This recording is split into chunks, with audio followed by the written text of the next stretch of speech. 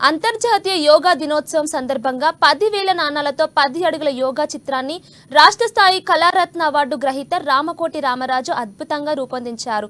సూర్య నమస్కారం చేస్తున్న యోగా చిత్రాన్ని 2 రోజులు శ్రమించి రూపొందించారు. ఇక యోగా డే సందర్భంగా సిద్దిపేట జిల్లా గజ్వేల్లోని రామకోటి కార్యాలయంలో యోగా చిత్రాన్ని ఆవిష్కరించారు.